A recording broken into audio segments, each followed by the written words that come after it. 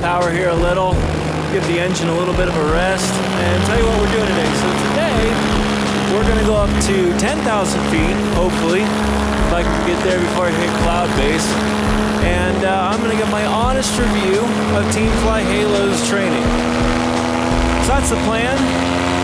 It's gonna take a little bit to get up to 10,000 feet, so I guess I'll turn this off and check in with you later.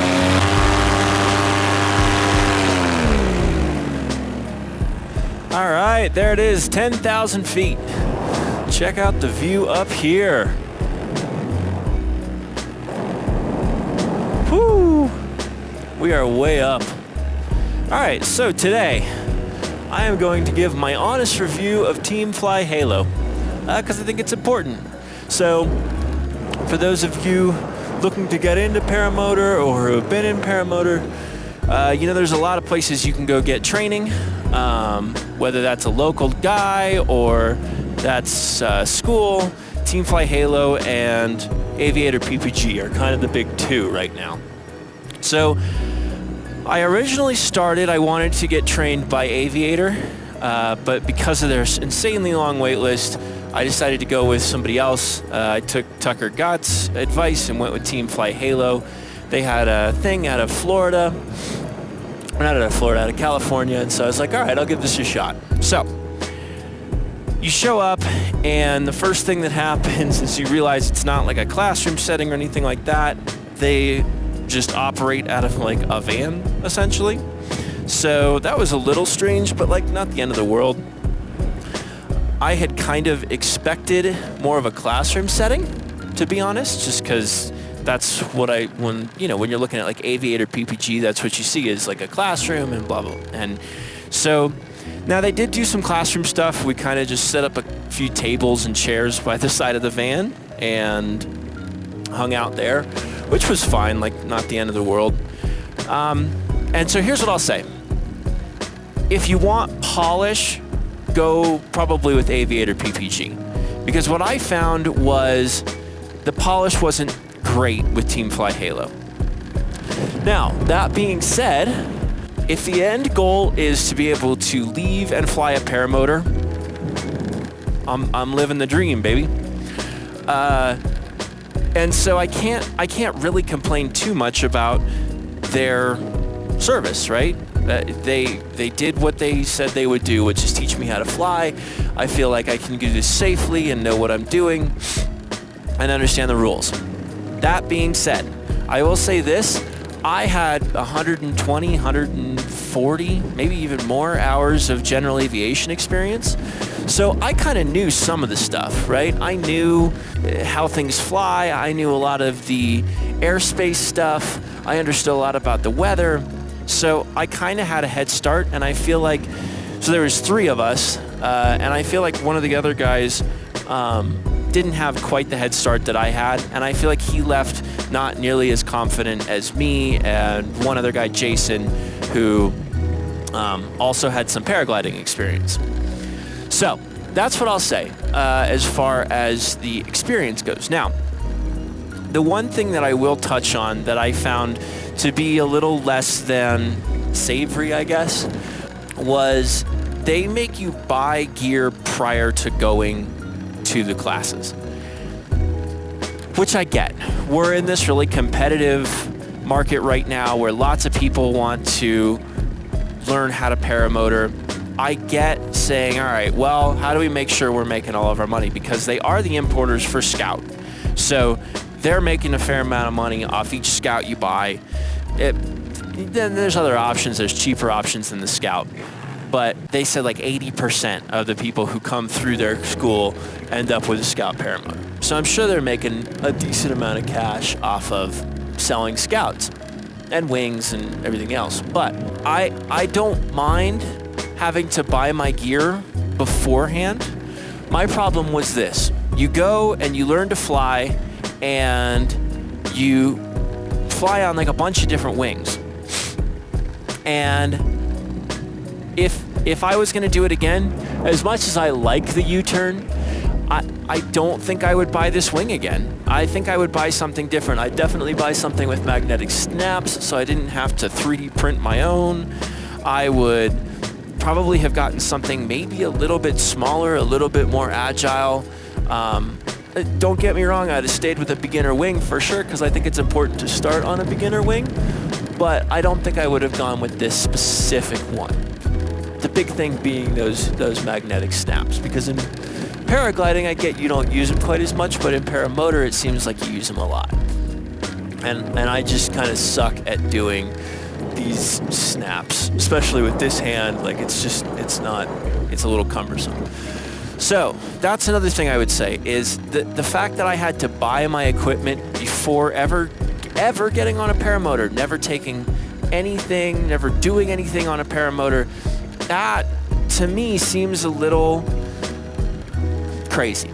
And the other thing I'll say is, if you've watched my video series on getting certified to fly a paramotor, you'll know that one of the things that happened the last day of paramotor class or whatever, one of the guys crashed.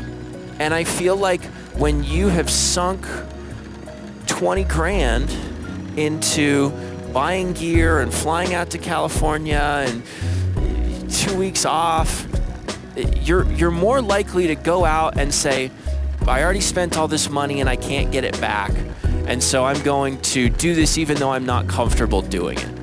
And to me, that seems a little irresponsible, especially if your goal is to have people who go up and are good at paramotor and are ambassadors of the sport. I feel like having somebody who has already spent the money wanting to go up and do it even though they feel uncomfortable at the end of it, just because, hey, I spent 20 grand learning this crazy thing, that seems like a recipe for disaster to me. That's just my personal view on it. So at the end of the day, I'm flying a paramotor. I am out here on a lawn chair at almost 8,000 feet, flying around. I feel safe. I feel like I know what I'm doing. I feel like I am in control, and I don't feel like I'm gonna die. So from the aspect of, can you go to Team Fly Halo and get a good experience and learn how to fly, I think the answer for me is yes. A few things that I would caution you of. If I was gonna do it again, I would ask the guys over there, hey, can I buy my wing after the class? You can take $2 grand and put it on my credit card, and I can choose what wing I want afterwards, and you can send it to me. That would be my first piece of advice. My second piece of advice would just be, just go with it. Like, it's a little weird, it's a little wonky. You're kind of like doing it on a public beach in California, and it's a little less polished than something like Aviator PPG. If you want to get in the air, I think it's a great option. I don't think that you're going to be disappointed, but just know that there's a little less polished than something like Aviator. And thing number 3, do your homework. Go in understanding as much as you possibly can about just general aviation and paramotors and paragliding in general, right? If you're watching this, you're probably fairly into it. You've watched videos, etc., but go buy a book on, there's like the Paramotor Bible or whatever. Go to Tucker Gott's website. He's got everything as far as what that book is. Look up some videos on airspace and general aviation and how a wing works and how weather works. Those things that you do beforehand are really going to help you out later, so that you can pay attention to your flying and your kiting instead of having to try and pay attention as much to all the school. Don't get me wrong, school's important, but really the thing that you're there to do when you're at Aviator or at Team Fly Halo, really this is anywhere you're learning to fly, is you're there to learn to fly. You're there to learn really to control this wing, because that is the important part. And my last piece of advice would just be, make sure that when you're going into this, you realize that the gear is expensive and that it's okay to not like it. It's okay to get there and say, man, this isn't for me, and take the couple grand hit and sell your stuff, or in reality, hopefully Team Fly Halo watches this, or somebody, and just says, hey, we gotta at least change our policy. Like, if you say, man, I just, this freaks me out, I don't want to do it, you don't have to buy the gear or something. because there's nothing worse than spending 20 grand on a sport that you don't think you like anymore. So I think that's my honest review. I've got another 1,000 feet, it looks like, before I'm kind of on the deck. But I think that's what I think. That's my takeaway from learning how to fly with Team Fly Halo. It's been almost a year. I have about 10 hours of flying on this rig.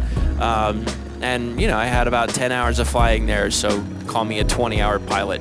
Not much. I wish I could do this way more. I wish I could fly around whenever I want. But, you know, you got kids and you got responsibilities and a job and whatnot. I do think that this is fun, and I wouldn't trade it for the world. And I think that you can go out and you can definitely get a good paramotor education with Team Fly Halo. All right. That's the 10,000-foot view of Team Fly Halo's training. Hope this helps somebody. And Team Fly Halo, if you're listening, hey, thanks guys for teaching me how to fly. I hope that you guys remove the restriction as far as having to buy your gear right off the bat. But otherwise, you guys were a great experience, and thanks for letting me learn how to do this crazy sport. So that's the 10,000-foot view. Over and out.